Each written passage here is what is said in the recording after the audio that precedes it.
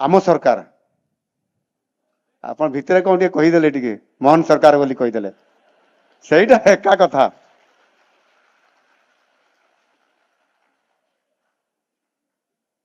वाणिज्य परिवहन विभाग 73 जन को एवं आपंकर अन्यान्य जो पंचायत राज विभाग 49 जन को पानीय जल विभाग 90 जन को यही भाव आमे प्रत्येक विभाग निरंतर भाव ये उद्यम जारी रखिचु। अबकारी विभाग 32 जन को उपनिरीक्षक भावे ये कार्यक्रम को आमे गुरुतर सह विचार को नहीं एवं आमर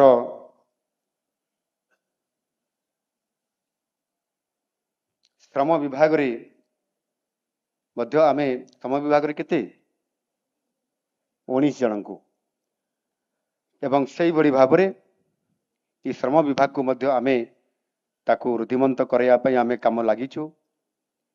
जो माने 18 वर्ष 60 वर्ष पर्यंत पंजीकृत निर्माण श्रमिक मान स्वाभाविक मृत्यु क्षेत्र में से आर्थिक सहाय्य करवा 2 लाख रु 3 लाख को दुर्घटना जनित मृत्यु हेले 4 लाख थिला ताकू 6 लाख करवा समस्त क्षेत्र में अणकुशली अर्धकुशली कुशली उच्च कुशली समस्तंकर मजूरी को किभली भाव में वृद्धि करा जिवो एवं समस्त को एथिरे कार्यक्रम रे नियोजित करवा ये काम को मध्य आमे केबे पछाई नाहु।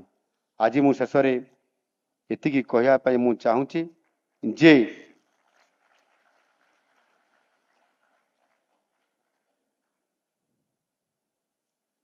आपण माने आज कर्म क्षेत्र रे काम करिया पई जाउछंती काम आरंभ करिवे बहुत उत्साह थिबो परिवार लोक खुशी अछंती आपण माने या परे भोजी भात करिवे घर को गला परे खुशी मनैबा सांग साथी को ये हेबा दरकार इथिरे किछि कौन सी प्रकार रे दिमत नाही आज खुशी मने माने ताऊ केबे मनैबा एनु करी मो कहबा कथा होउछि जे खुशी तो मनैबा किंतु परिवार लोकों को भी सबु बड़े सुख रे रखिया पय चेष्टा करिवा कथा सबु बड़े केबे मन रे कष्ट देवा कथा नुह। एठी जमिति मु गुटे कथा कहूतिली हमर वयोबंदना आयुष्मान वयोबंदना योजना कथा 70 वर्ष हैला परे तांकर चिकित्सा आउ सरकार दे परिबे नाही तो तांकर पुओ पुओ बहु माने देबे बापा मां मान को आ बापा मां माने को चिकित्सा देबारे आजिर दिन रे अवहेला करा जाउछि। पुओ माने कोडी बाहर रहउचंदी चाकरी बहु बाहर रहउची किंबा बहु समय रे जदी बुढ़ा बुढ़ी हेई गले बापा मां तांकर जदी बड़ रोग हेई गला बहुत पैसा दरकार सेते बळकू स्वास्थ्य जोगई देबा तांकू बेले बेले किछि किछि पुओ आ बहु अछंती समाने नाराज होंती बयस तो हैला आ कोन एते बेकार पैसा खर्च करबा एते टका रोजगार करछे पानी रे पड़ी जीवो ये कथा भी बेले बेले मन रे आसे किंतु से कथा मन रे केबे रखिबे नाही जेते पैसा दरकार हबो तांको पाई मध्य खर्च करिवे कहीं बापा मार आशीर्वाद रही आपण माने आज निज कर्म क्षेत्र में जॉइन करिया पय जाउछंती किंतु गोटिए कथा मन रखिथिबे सरकार सब कथा को बर्दाश्त करिवे किंतु दुर्नीति को नुह ये दुर्नीति ठारू 100 कोश दूर रे आपण माने रहंतु ये मोर छोटिया परामर्श। आम सरकार दुर्नीति विरुद्ध रे शून्य सहनशीलता नीति अपणई पाइला मात्रे ऑपरेशन डन। आप देखिथिबे निकट रे जने उच्च सरकारी अधिकारी इंजीनियर आउ गोटे दिन पर रिटायर्ड ही थांते देखते ना न्यूज मो पाखु फाइल आसिला आ गोटे दिन चाकरी अच्छी किंतु आमर विचारधारा रे आमर नीति नियम रे अच्छी सामना रे आसिले दुर्नीति करुथवा लोकों को प्रश्रय दिया जीवो नाही कौन सी परिस्थिति रे डन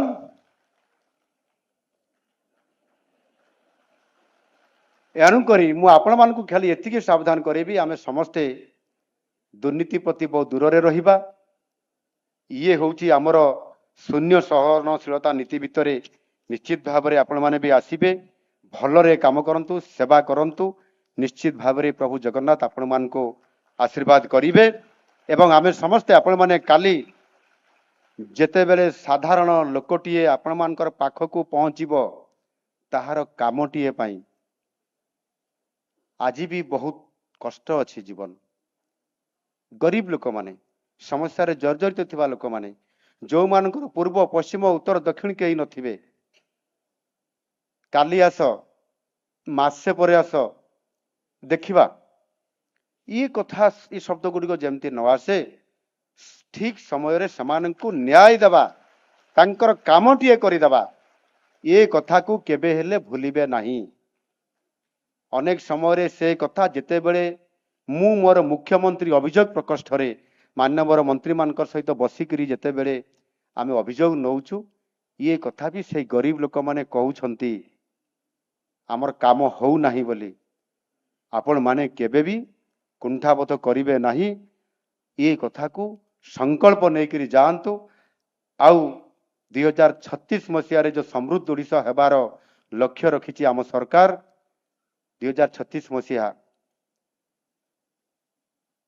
ଓଡ଼ିଶା ପ୍ରଦେଶ ଗଠନର 100 ବର୍ଷ ପୂରଣ ହେଉଛି। ଏ 100 ବର୍ଷ ଯେତେବେଳେ ପୂରଣ ହେବ, ସେତେବେଳେ ଆମ ଓଡ଼ିଶା କେମିତି ହେଇଥିବ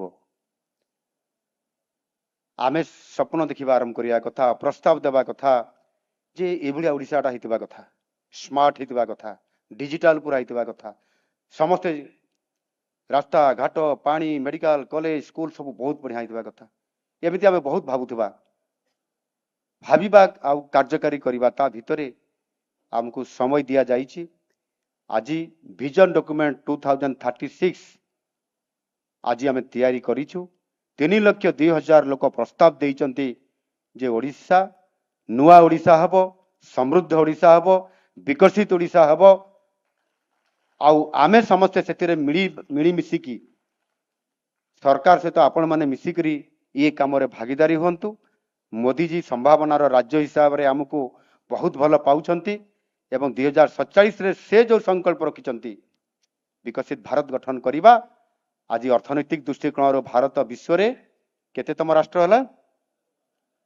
ପଞ୍ଚମ ଥିଲା, ଚତୁର୍ଥ ହେଲା। ହିସାବ କରନ୍ତୁ କିଭଳି ଭାବରେ ପରିଶ୍ରମ କରି ଆଜି ବିଶ୍ୱରେ, ଆଉ ବୋଧେ ସେଇଥିପାଇଁ ବି ସମ୍ଭବ ହେଉଛି ଆଜି ସବୁ କ୍ଷେତ୍ରରେ ଏବଂ ଏହି ନିଯୁକ୍ତି କ୍ଷେତ୍ରରେ ମଧ୍ୟ ଇଏ ତାଙ୍କରି ଆଶୀର୍ବାଦ କାରଣରୁ ଏହା ସମ୍ଭବ ହେଇପାରିଛି। ଆଉ ସେଥିପାଇଁ ଯେତେବେଳେ 2036 ଆମେ ପହଞ୍ଚିବା ସମୃଦ୍ଧ ଓଡ଼ିଶାକୁ ନେଇକରି, ତାପରେ ଆମେ 2047 ପର୍ଯ୍ୟନ୍ତ ଚାଲିବା, ବିକଶିତ ଭାରତ ଆଡ଼କୁ ଓଡ଼ିଶା ଯିବ। ଆଉ ମୋଦିଜୀ ସେତେବେଳେ କହିଛନ୍ତି ଓଡ଼ିଶା ସେତେବେଳେ ନେତୃତ୍ୱ ନେଉଥିବ ଗ୍ରୋଥ ଇଞ୍ଜିନ ହିସାବରେ, ଏକ ବିକାଶର ରେଳରେ ଗ୍ରୋଥ ଇଞ୍ଜିନ ହିସାବରେ ଓଡ଼ିଶା କାମ କରିକି ଲିଡ୍ କରିକି ନେବ ଭାରତ ବର୍ଷକୁ ବିକଶିତ ଭାରତ କରିବା ପାଇଁ। ଆଉ ସେଥିପାଇଁ ଆମେ ସମସ୍ତେ ତାର ଭାଗିଦାରୀ ହେବା।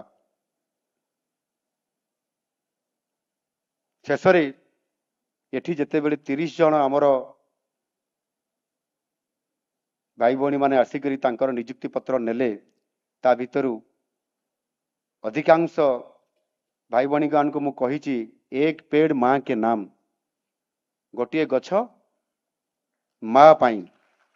ସେଇ ନାଁରେ ଆପଣମାନେ ସମସ୍ତେ ଗୋଟିଏ ଗଛ ନିଶ୍ଚିତ ଭାବରେ ଏଠୁ ଗଲା ପରେ ଆଗେ ସେ କାମକୁ କରିବେ ନା? ଗୋଟେ ଗଛ ଲଗେଇ ପାରିବେ ନା? ଗଛ ଲଗେଇବେ, ତାର ଯତ୍ନ ନେବା, ତାକୁ କେମିତି ତାର ବାଡ଼ କିମ୍ବା ସାଧାରଣ ବାଡ଼ ଦେଇକି ତାକୁ ବଞ୍ଚେଇ ରଖିବା ପର୍ଯ୍ୟନ୍ତ ଇଏ କାମ ଆପଣ କରିବା ପାଇଁ ପଡ଼ିବ। ଏବଂ ଆଉ ଜଣକୁ କହିବେ ତୁ ବି ଗୋଟିଏ ଗଛ ଲଗା, ନିଜର ସାଙ୍ଗକୁ କହିବେ ସିଏ ବି ଗୋଟିଏ ଗଛ ଲଗେଇବ, ଆପଣ ଗୋଟିଏ ଗଛ ଲଗେଇବେ। ଇଏ କାମକୁ ପୁରା କରିବେ, ଫଟୋ ଅପଲୋଡ କରିବେ, ଅପଲୋଡ କରିକିରି ଆପଣ ଆମ ଅଫିସକୁ ପଠେଇବେ। ହେବ? ନିଶ୍ଚିତ ଭାବରେ ତାକୁ ସୁନିଶ୍ଚିତ କରିବେ। ବଡ଼ କଥା ହେଲା, ଶେଷରେ ଖାଲି ଗୋଟିଏ କଥା କହିବି ବୋଲି ମୁଁ ଭାବୁଥିଲି ଏବଂ କହିବା ପାଇଁ ଇଚ୍ଛା ବି ଅଛି। ମୁଁ ଆମର ସେଇ ଭଉଣୀ ଡକ୍ଟର ସୋନାଲି शुभदर्शिनी पछना पड़ेल बसि निश्चित भाव से माँ कथा रखिले रखिले ना माँ कौन कही नर्स माँ अच्छा एसीबी रे अच्छा कौन कही तू डाक्तराणी हेबू आ मु जोठी नर्स काम करुथि से डाक्तराणी हेबू आज सौभाग्य देखु सही एसीबी रे आज निजुक्ति मिला केते तपस्या करिथिबे ठाकुर को प्रार्थना करिथिबे संघर्ष करिथिबे आ आज से असिस्टेंट प्रोफेसर हिसाब रे से एसीबी मेडिकल कॉलेज रे आज से तांकर पोस्टिंग हला माँ केते ना केते खुशी होतबो जे मो कथा मो झियो रखिला एणु निश्चित भाव रे एभली सुजोग एभली भाग्य भी आसे आउ से भाग्य आज आसिला डॉक्टर सोनाली शुभदर्शी पाखरे आज उदाहरण होकर से रहिले आम समस्त सामने बहुत बड़ कथा ये छोट कथा नुहे बहुत बड़ कथा एणुक बाकी अन्य आमर भाई माने भी वक्तव्य रखिले आपण माने समस्ते कहबार सुजोग पाइले नाही केबे जदि समय आसीबो निश्चित भाव रे से सुजोग रे आपण माने आपनकर अनुभूति भी निश्चित भाव रे कोउठी ना कोउठी को प्लेटफॉर्म आपको मिलिबो से प्लेटफॉर्म रे निश्चित भाव रे आपण माने भी कहिबे बोली मु आशा करूछि परिशेष रे आपण मान को समस्त को जो माने उपस्थित अछंती बहुत बहुत धन्यवाद दउछि आज रो ए नवम नियुक्ति प्रक्रिया कार्यक्रम रे आपण मानकर सरकार रे अंग हिसाब रे आज आपण माने रहिले एवं आज ताकू साकार करैछंती बहुत बहुत धन्यवाद भारत माता की जय वंदे उत्कल जननी।